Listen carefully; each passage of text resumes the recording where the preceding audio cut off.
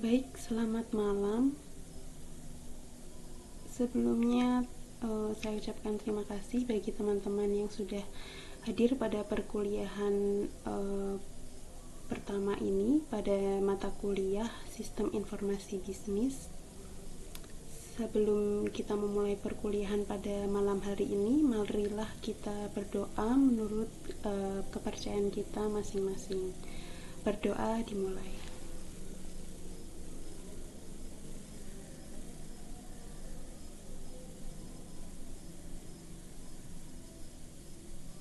Ya, berdoa selesai.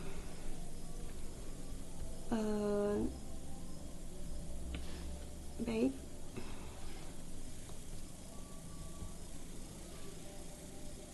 Pada pertemuan kali ini, izinkan saya perkenalkan diri terlebih dahulu. Nama saya Galuh Aninditya. Untuk riwayat pendidikan saya, S1-nya itu saya mengambil S1 Perbankan Syariah di Universitas Islam Negeri Salatiga atau UIN Salatiga. Untuk S2-nya saya mengambil jurusan akuntansi.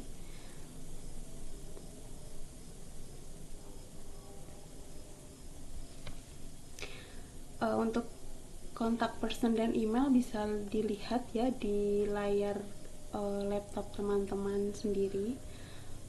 Dan kita kan juga satu grup ya untuk di WA grupnya. Yang selanjutnya untuk perkuliahan pada semester ini saya mengampu untuk program studi S1 Kewirausahaan dan S1 Bisnis. Untuk mata kuliahnya Sistem Informasi Bisnis, SKS-nya ada 3 ya, dan ini untuk semester ganjil. Untuk pertemuannya setiap hari Selasa pukul 18.45 sampai 20.30. Tapi untuk selesainya itu saya tidak mematok waktu ya. Pokoknya kalau materinya sudah selesai, kita bisa menyelesaikan atau menghentikan pertemuannya, live streamingnya begitu ya. Baik, untuk deskripsi singkatnya, mata kuliah ini memberikan pengetahuan dan keterampilan dan kemampuan kepada mahasiswa tentang permasalahan dan perkembangan serta peran sistem informasi bisnis.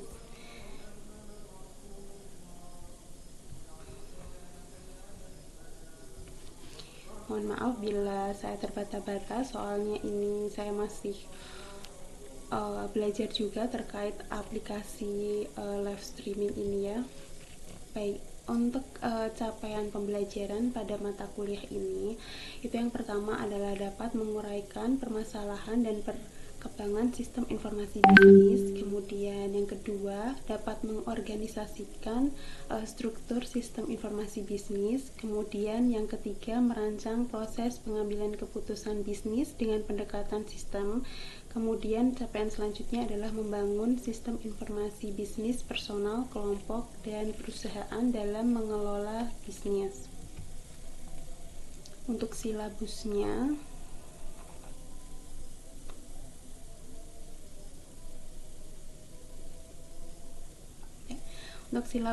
pada satu semester ini kita akan bertemu sebanyak 16 kali pertemuan ya, dimana di pertemuan ke-8 kita ada UTS dan yang ke-16 itu ada UAS. Ini ya. Mungkin silabusnya bisa dibaca sendiri karena sudah ada RPS-nya ya. Kalau belum, nanti akan saya share kembali di WA group begitu. Untuk materinya juga nanti akan saya share lagi di WA group begitu. Oke, untuk literaturnya atau buku acuannya ada 3 ini, namun saya tidak menutup kemungkinan untuk buku lainnya atau sumber-sumber lainnya yang pasti masih berkaitan dengan sistem informasi bisnis begitu ya. Mungkin nanti kalau ada pertanyaan bisa langsung diketikkan atau di chat di kolom chat saja ya. Nanti akan saya baca dan saya akan jawab gitu. Oke. Yang selanjutnya untuk penilaiannya itu ada kehadiran atau keaktifan itu minimal 75% ya. Jadi kalau bisa sih hadir terus ya, karena kita kan online gitu.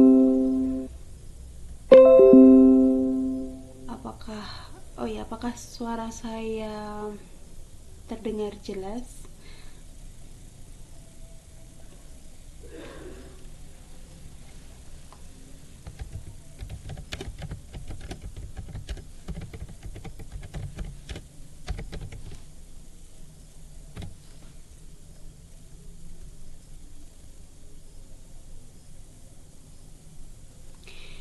Ya, untuk tugasnya itu bernilai 20%, dimana nanti akan ada tugas yang harus dikumpulkan sebelum UTS dan sebelum UAS. Jadi tugasnya cuma satu begitu ya, untuk membuat ya nanti ada ketentuannya. Lalu untuk UTS itu kita materinya dari materi hari ini sampai pertemuan ke-7, dimana poinnya itu 30%. Kemudian untuk UAS materinya dari pertemuan ke-9 atau setelah UTS ya sampai pertemuan ke-15, dimana poinnya itu 40%. Ini tugasnya.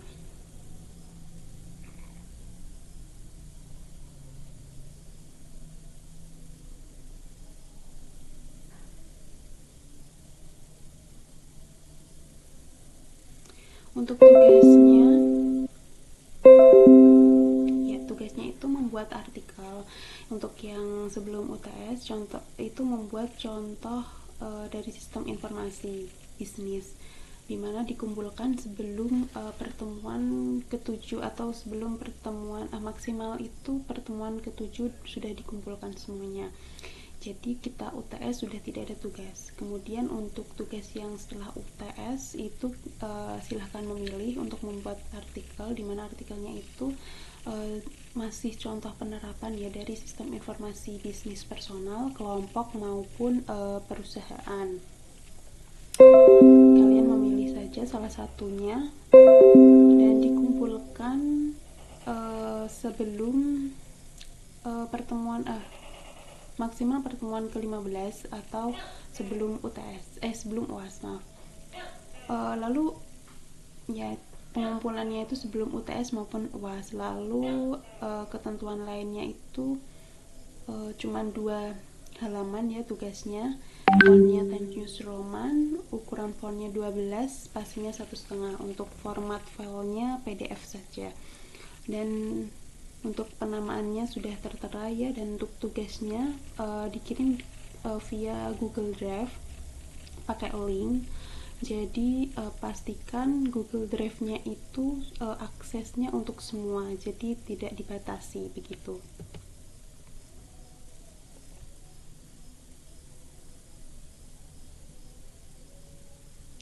Baik, kita lanjut ke materi ya. Untuk pertemuan pertama ini kita akan membahas terkait tinjauan umum dari sistem informasi bisnis, di mana sistem informasi bisnis ini itu terdiri dari karakteristik sistem terlebih dahulu. Untuk karakteristik sistem itu memiliki suatu komponen, di mana suatu sistem itu terdiri dari sejumlah komponen yang saling berinteraksi, bekerja sama membentuk satu kesatuan. Selain itu juga terdiri dari batas sistem. Jadi sistemnya itu ada batasnya, di mana menunjukkan ruang lingkup atau skop dari sistem tersebut. Kemudian ada juga lingkungan luar sistem, di mana sistem dimana di luar sistem itu lingkungan luar itu yang mempengaruhi operasi sistem. Lalu ada penghubung sistem atau interface, di mana merupakan media penghubung antara satu sistem dengan subsistem lainnya. Lalu ada namanya input atau masukan sistem, dimana itu masih berupa data. Kemudian untuk yang proses selanjutnya itu ada pengolahan sistem atau proses.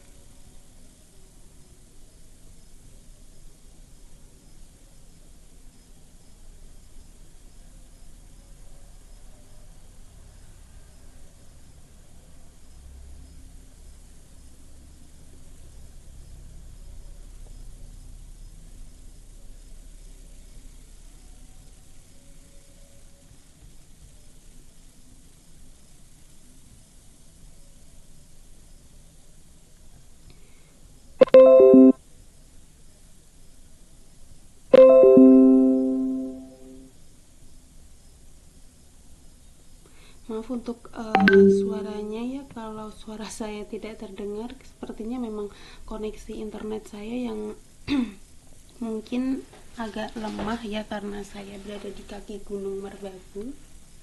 Mohon maaf sebelumnya. Kita lanjutkan. Tadi sampai ke masukan ya, dimana masukan itu adalah masih berwujud data, dimana data itu masih data mentah. Kemudian setelah data itu dimasukkan, itu diproses di suatu sistem. Lalu ada setelah diolah, diproses, begitu akan menghasilkan output, dimana outputnya itu berupa informasi gitu ya. Dan suatu sistem itu pasti memiliki sasaran, dimana pasti ada tujuannya suatu sistem itu dibuat begitu. Lalu yang selanjutnya data dan informasi. Ini masih berhubungan dengan sistem tadi ya. Sebelum suatu informasi itu ada, itu wujudnya itu masih data, dimana data itu adalah deskripsi tentang benda, kejadian atau aktivitas dan transaksi yang tidak mempunyai makna atau tidak berpengaruh secara langsung kepada pemakai. Jadi data ini tuh belum memiliki arti atau belum memiliki nilai begitu. Ibaratnya cuman angka, umpamanya penjualan 10 juta begitu, cuman 10 juta kuitansi penjualan 10 juta itu kan belum ada nilainya, belum ada artinya begitu, belum bisa kita itu belum bisa mengambil keputusan dari data itu. Oleh karena itu data itu diolah gitu kan. Data itu ada beberapa jenisnya. Yang pertama itu data internal, di mana data itu berasal dari aktivitas bisnis seperti data penjualan, inventaris, dan juga keuangan. Kemudian data eksternal, data yang berasal dari sumber di luar perusahaan seperti data pasar, kompetitor, dan juga informasi ekonomi. Kemudian ada data terstruktur atau data yang sudah terorganisir dalam format tertentu seperti data dalam database atau spreadsheet. Jadi datanya itu sudah ada dalam sistem begitu, sudah terformat gitu, tapi belum memiliki arti atau belum memiliki nilai informasi begitu. Kemudian data tidak terstruktur, yaitu data yang tidak terorganisir dalam format tertentu seperti teks, email, atau gambar.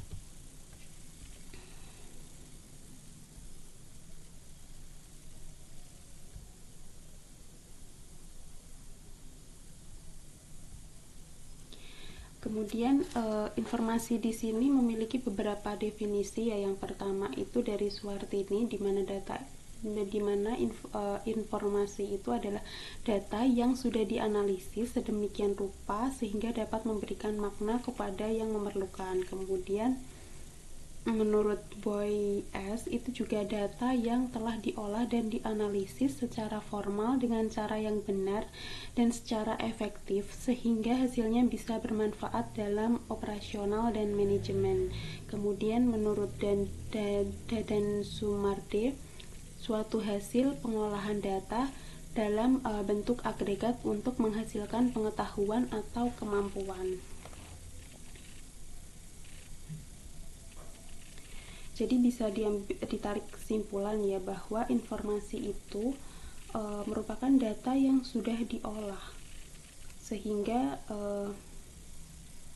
memiliki arti begitu.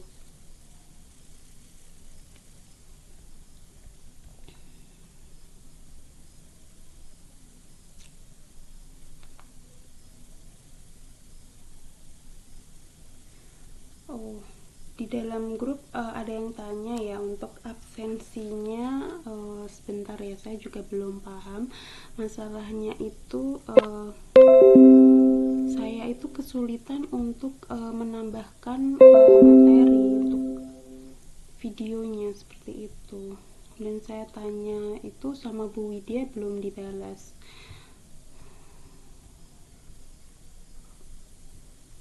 Saya belum tahu ya untuk absennya bagaimana ya. Kalau biasanya bagaimana ya, apakah harus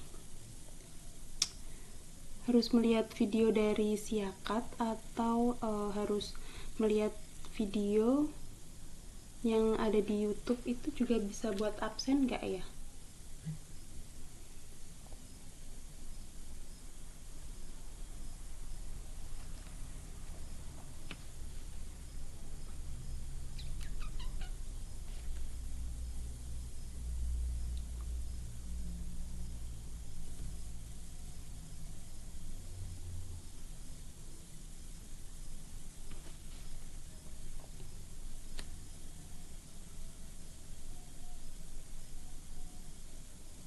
Sebentar ya, saya coba upload kembali untuk materinya yang ada di Siakat.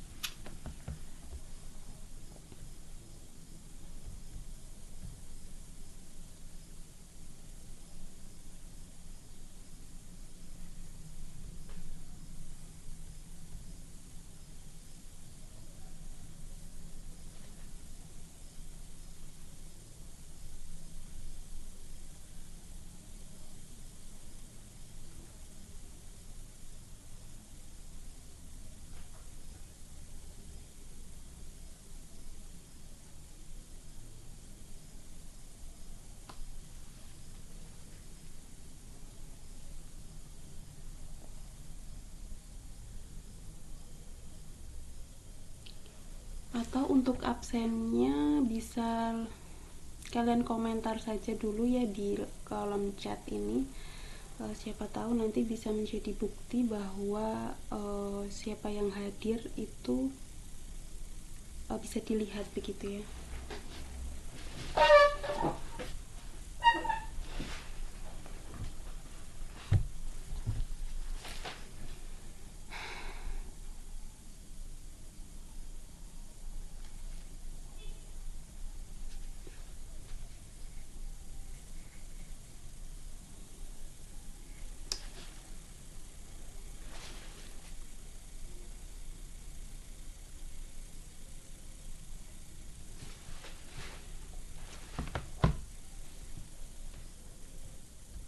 Oke, kita lanjutkan dulu ya.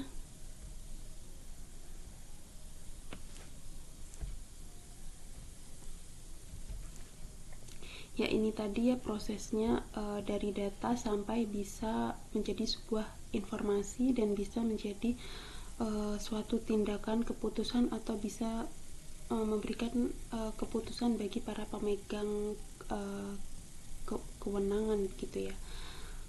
dari masukan, lalu dari data, begitu data lalu dimasukkan, lalu diproses, lalu menjadi keluaran informasi bagi penerima, itu bisa menjadi tindakan keputusan, di mana tindakan itu akan menghasilkan tindakan, lalu data itu akan ditangkap lagi dan menjadi masukan lagi dan menjadi proses disimpan di basis data lagi, begitu ya.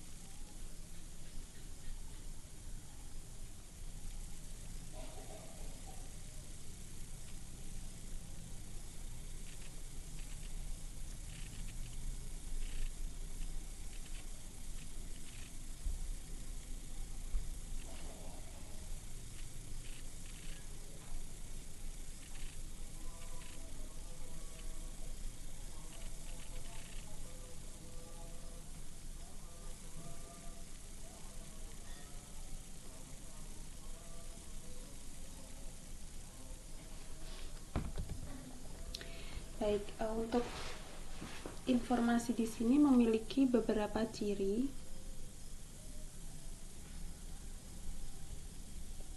di mana informasi itu berasal dari data yang telah diolah. Kemudian juga informasi itu memiliki atau mempunyai makna, di mana dapat berguna bagi si penerima atau user, lalu juga dapat menggambarkan kejadian dan kesatuan yang nyata. Jadi informasi itu berdasarkan data yang nyata ya, jadi bukan hoax atau cuman diada-adakan, itu juga tidak.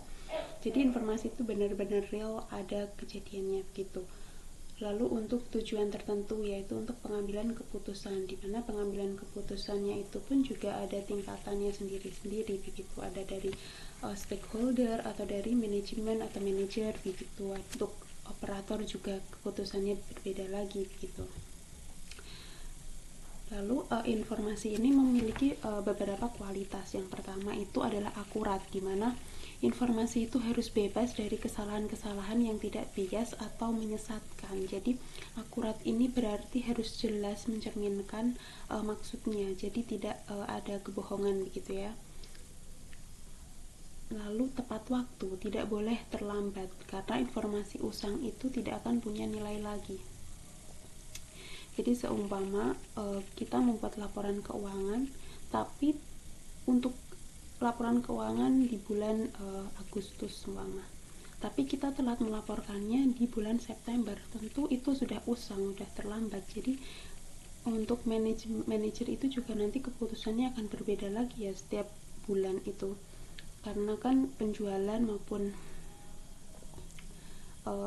penjualan, pembelian itu pasti akan berbeda setiap bulannya, dan itu akan membuat keputusan, akan memberikan membuat kita untuk membuat keputusan bagi suatu manajemen atau tingkat manajemen begitu.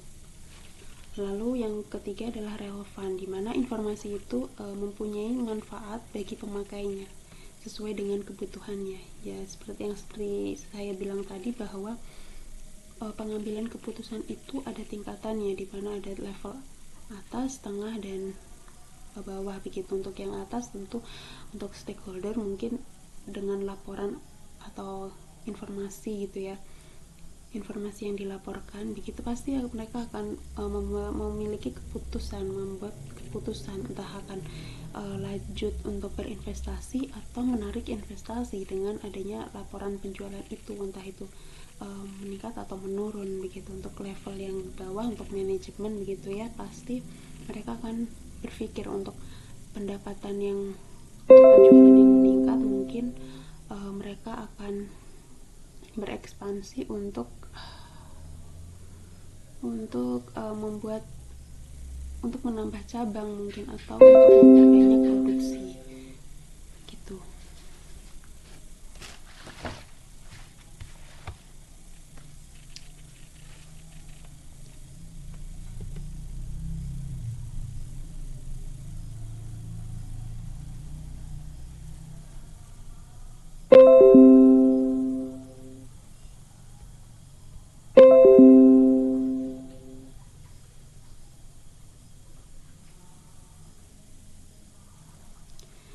Kemudian sumber daya informasi di sini ada 3. Yang pertama itu adalah data, teknologi, dan manusia. Data itu yang sudah tadi dijelaskan ya, bahwa kumpulan fakta mentah yang belum diolah seperti angka, teks, atau gambar, di mana data itu dikumpulkan dari berbagai sumber baik internal maupun eksternal. Kemudian untuk teknologi itu berperan penting dalam pengolahan dan mengelola data, di mana meliputi perangkat keras, perangkat lunak, maupun jaringan komunikasi. Kemudian untuk manusia itu adalah user yang berperan penting dalam pengelolaan sistem informasi dari analisis data hingga pengembangan sistemnya.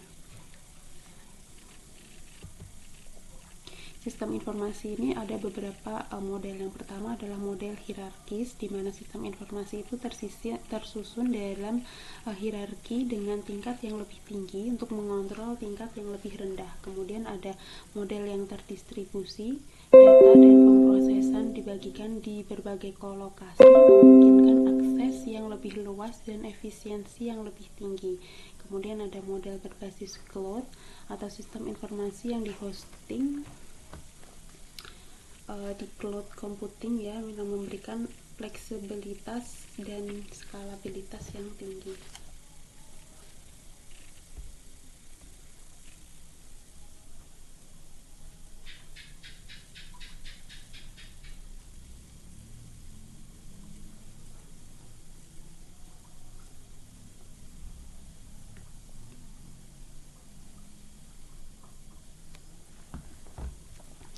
Sebentar ya, saya coba lagi ya untuk upload materinya ya.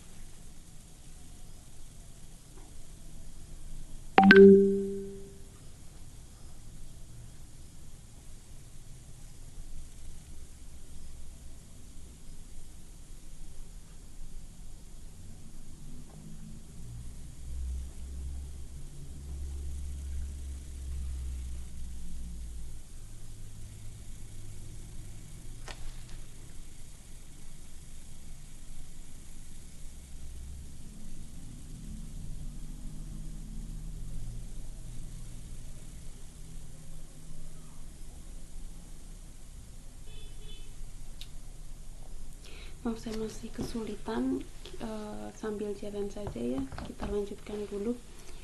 Untuk hubungan pengelola dengan sistem informasi di sini ada beberapa tingkat ya, dari manajemen level atas, yaitu untuk perencanaan strategis, kebijakan, dan pengambilan keputusan. Level atas ini seperti pimpinan atau mungkin stakeholder. Kemudian untuk manajemen level menengah itu untuk perencanaan taktis, itu di bawahnya pimpinan ya, seperti manajer atau manajer operasional atau manajer penjualan begitu.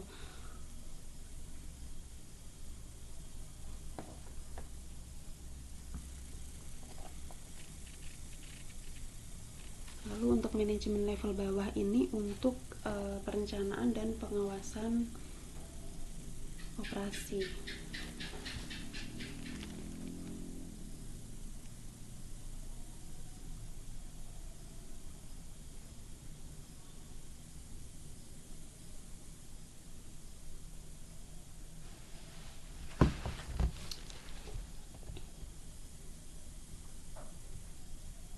Kemudian untuk operator itu untuk pemrosesan transaksi dan merespon permintaan.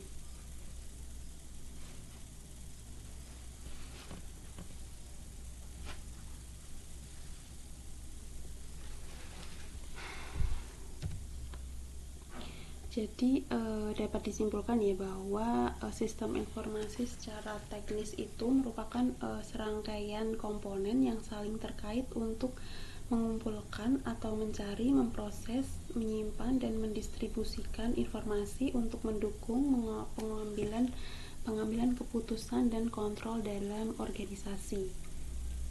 Jadi sistem informasi itu dapat membantu kerja manajer dan pekerjaan untuk menganalisis masalah dan memvisualisasikan subjek yang kompleks dan menciptakan produk baru.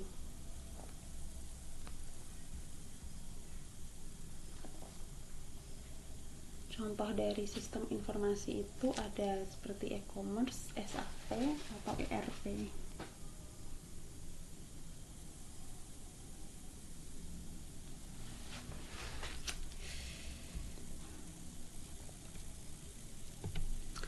Lalu yang selanjutnya itu adalah pengorganisasian atau pengertian dari organisasi. Kenapa? Dalam suatu bisnis itu tentu berhubungan erat dengan organisasi ya, dimana bisnis itu pasti kan dikerjakan oleh sekelompok orang ya yang saling bekerja sama dan dalam struktur dan kondisi tertentu dalam mencapai serangkaian tujuan tertentu. Jadi kan bisnis itu juga terdiri dari sebuah organisasi gitu. Jadi organisasi itu juga sekumpulan orang atau kelompok yang memiliki tujuan tertentu dan berupaya untuk mewujudkan tujuannya tersebut melalui suatu kerjasama. Jadi organisasi itu terdiri dari sekumpulan orang atau manusia, ada interaksi dan kerjasama, lalu ada tujuan yang hendak dicapai. Lalu dari jenis-jenis organisasi itu ada organisasi profit dan organisasi non-profit. Ini sama dengan bisnis ya, bisnis profit dan non-profit, dimana yang profit ini mereka mencari keuntungan dalam usahanya, itu seperti perusahaan manufaktur, bank umum, perusahaan asuransi, perusahaan retail, kecil, koperasi, dan sebagainya. Untuk perusahaan yang non-profit itu mereka seperti pemerintahan pusat, pemerintahan daerah, pemerintahan kota maupun lembaga pendidikan negeri gitu. Untuk jenis-jenis manajemennya itu ada yang berdasarkan hierarki, itu ada manajemen puncak atau top manajemen, lalu ada yang menengah, tingkat bawah, terus berdasarkan fungsi juga ada manajer umum, lalu ada manajer fungsional. Lalu tingkatan dan keterampilan manajemen itu juga ada tingkatannya. Dari manajemen puncak itu keterampilan konseptual, lalu untuk manajer menengah itu ada keterampilan konseptual dan teknis berimbang. Kemudian untuk manajer tingkat bawah itu keterampilan teknis. Untuk ketiga manajer itu membutuhkan keterampilan yang berhubungan dengan manusia begitu. Lalu untuk keterampilan analitis dan konseptual, yang analitis itu untuk memecahkan persoalan ke dalam bagian yang lebih kecil dan kemudian memberikan solusi untuk masalah tersebut. Dan untuk yang konseptual itu merumuskan masalah menjadi sebuah acuan yang menyeluruh. Nah, ini bisnis adalah sistem yang terorganisir. Bisa dilihat juga ya dari bagan itu bahwa masih berhubungan lagi dengan input, proses maupun output. Dan ada lingkungan luarnya itu dari supplier, pemerintah, komunitas, pesaing, pelanggan, stockholder, labor, ada institusi keuangan gitu ya. Jadi sebuah bisnis itu adalah contoh dari sistem yang terorganisir yang mengubah sumber daya ekonomi yaitu input oleh berbagai proses bisnis diproses menjadi barang dan jasa atau output, di mana sistem informasi itu menyediakan informasi berupa umpan balik ya nantinya tentang operasi sistem kepada manajemen untuk mengarahkan dan memelihara sistem kontrol gitu. Jadi yang dimaksud dengan sistem informasi bisnis itu adalah sistem informasi yang menggunakan teknologi informasi untuk mengumpulkan, memproses, menyimpan, dan mendistribusikan informasi yang dibutuhkan untuk mendukung operasi bisnis, di mana tujuannya itu untuk membantu bisnis dalam berbagai bidang seperti meningkatkan efisiensi operasional, lalu mendukung pengambilan keputusan, meningkatkan komunikasi, memberikan keunggulan kompetitif dan interaksi dengan pelanggan begitu.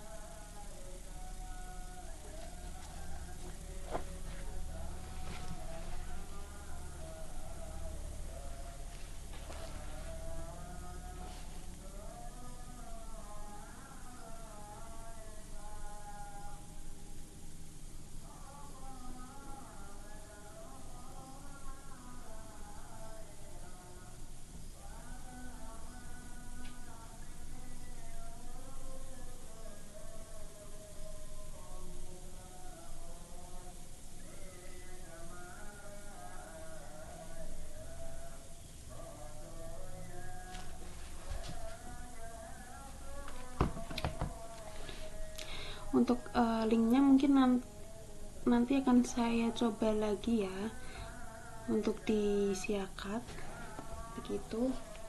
Ini nanti kita selesaikan dulu.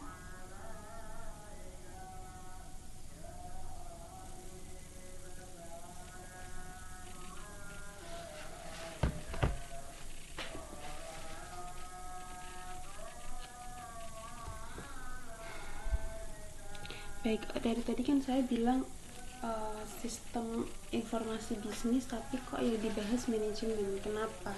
Karena sistem informasi bisnis dan sistem informasi manajemen ini sebetulnya saling berhubungan begitu. Jadi dua hal ini adalah dua konsep penting dalam dunia bisnis dan teknologi informasi, di mana sistem informasi bisnis itu berfokus pada pengumpulan, pemrosesan, dan pendistribusian data untuk mendukung pengambilan keputusan dalam bisnis. Sementara untuk sistem informasi manajemen itu berfokus pada manajemen data dan informasi untuk meningkatkan efisiensi dan efektivitas organisasi. Lalu perbedaannya apa? Dari sistem informasi bisnis itu kan berfokus pada pengumpulan, pemrosesan, dan distribusi data untuk mendukung pengambilan keputusan bisnis ya. Kalau yang lalu informasinya itu dihasilkan oleh sistem informasi bisnis itu dapat membantu manajemen dalam membuat keputusan yang tepat begitu.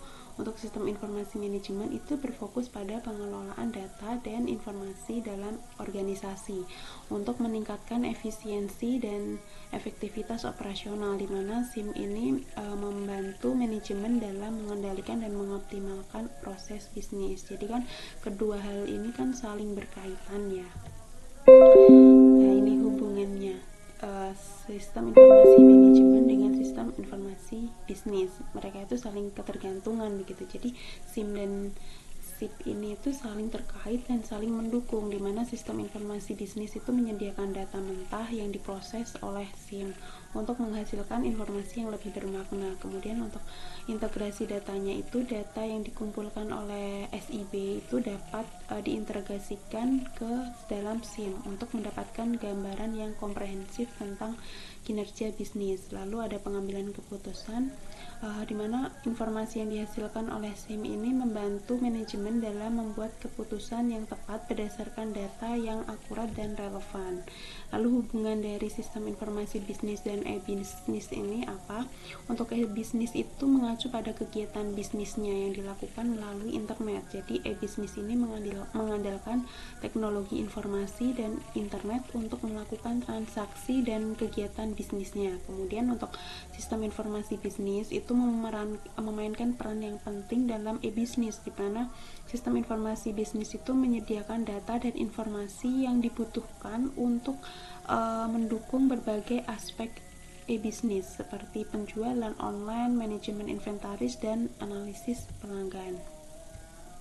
Kemudian untuk perbedaan dari sistem informasi bisnis dan e-bisnis itu sistem informasi bisnis itu kan berfokus pada manajemen data dan informasi internal organisasi, sedangkan e-bisnis itu berfokus pada kegiatan bisnis yang dilakukan melalui internet. Selain itu juga sistem informasi bisnis tidak selalu melibatkan interaksi langsung dengan pelanggan. Untuk e-bisnis itu melibatkan interaksi langsung dengan pelanggan melalui platform digital. Baik, sekian kuliah pada hari ini ya, untuk malam hari ini.